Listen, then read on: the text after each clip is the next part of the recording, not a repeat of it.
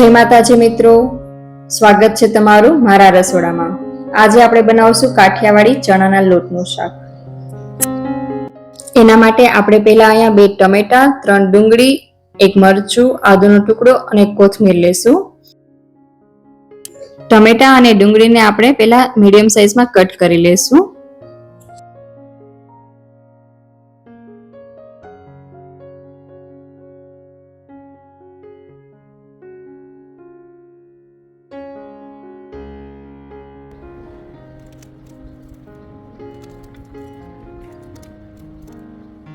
થોડીક લસણની કળીઓ લેશું।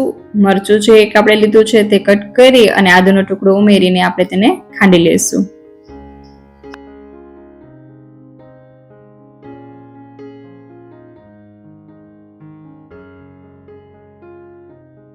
ખાંડવામાં આપણે થોડુંક મીઠું નાખશું। હવે ચૂલા પર આપણે આપણી કઢાઈ ચડાવશું અને શાકનો વઘાર કરશું। એના માટે આપણે અહીંયા 3 ચમચા જેટલું તેલ ઉમેરશું। તેલ ગરમ થાય એટલે રાઈ જીરું ઉમેરી દઈશું।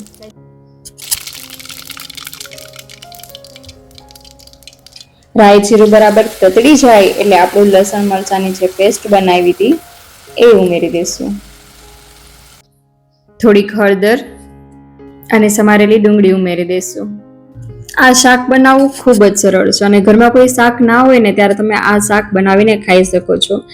એમાં ખીચડી કે પછી બાજરાના રોટલા સાથે ખૂબ જ ટેસ્ટી લાગે છે।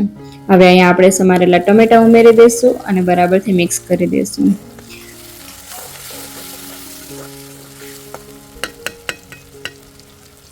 હવે થોડું સ્વાદ મુજબ મીઠું ઉમેરશું। આપણે અહીંયા લસણ ખાંડવામાં મીઠું ઉમેર્યું હતું એટલે થોડું જ ઉમેરવાનું છે।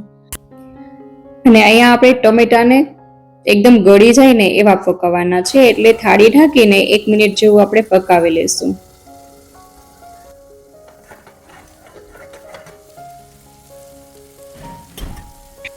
જો ટમેટા આપણા એકદમ સરસ ચડી ગયા છે, ડુંગળી એકદમ લાલ થઈ ગઈ છે। ડુંગળી બળી જાય ને એટલે એનો સ્વાદ એકદમ સરસ આવે છે। કોઈ પણ શાકમાં તમે આ રીતે ટ્રાય કરજો। હવે આપણે એમાં સાદા મસાલા ઉમેરશું। 1.5 ચમચી જેટલું ધાણા જીરું અને 2 ચમચી લાલ મરચું આપણે ઉમેર્યું છે। તીખું શાક બનાવીએ ને તો જ આ શાકનો ટેસ્ટ આવે છે।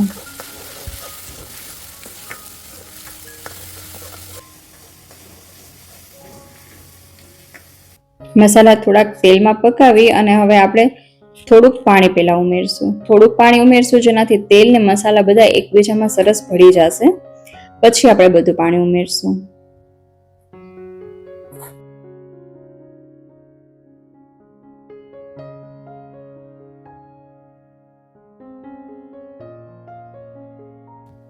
હવે આપણે અહીંયા 2 ગ્લાસ જેટલું પાણી ઉમેરશું। શાક આપણે થોડુંક રસાવાળું કરવું છે એટલે 2 ગ્લાસ પાણી ઉમેરીએ છીએ। જો તમને વધારે રસાવાળું શાક ન ભાવતું હોય ને તો તમે 1.5 ગ્લાસ પાણી ઉમેરી શકો છો। આપણે અહીંયા મીડિયમ રસો કર્યો છે। હવે આપણું અહીંયા શાક ઉકળે છે ત્યાં આપણે ચણાનો લોટ લેશું। 3 ચમચા જેટલો ચણાનો લોટ લીધો છે। અડધી ચમચી હળદર અને થોડુંક લાલ મરચું અને સ્વાદ મુજબ મીઠું નાખી અને તેનું આપણે ડોયો બનાવી લેશું। લોટમાં આપણે પાણી થોડું થોડું કરીને ઉમેરતા જશું અને મિક્સ કરતા જશું જેના લીધે આપણો ડોયો એકદમ ઢીલો ના થઈ જાય। લોટને આપણે મીડિયમ રાખવાનો છે।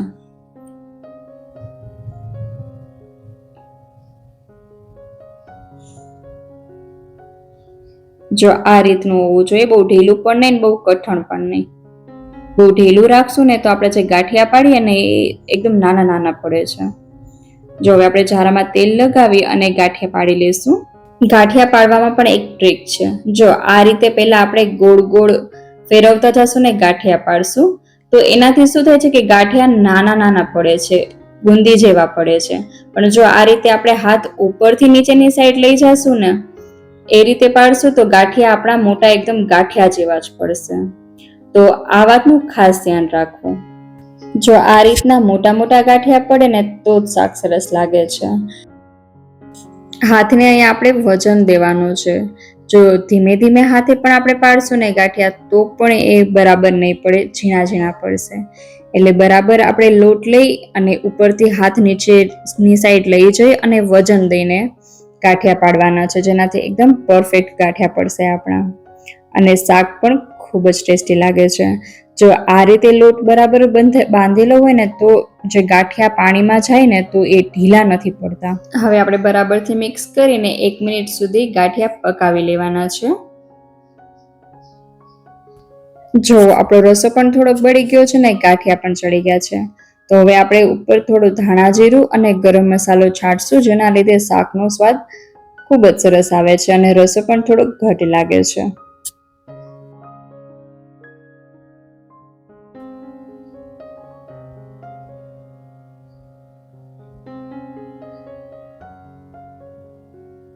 હવે એમાં કોથમીરના પાન છાંટી અને આપણે શાકને નીચે ઉતારી લઈશું.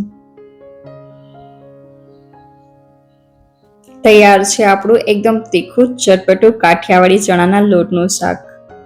કેવું લાગ્યું તમને આ શાક એ કમેન્ટ સેક્શનમાં લખીને જરૂર કહેજો, અને તમે પણ બનાવો છો અને તમે કઈ રીતે બનાવો છો એ પણ અમને કહેજો.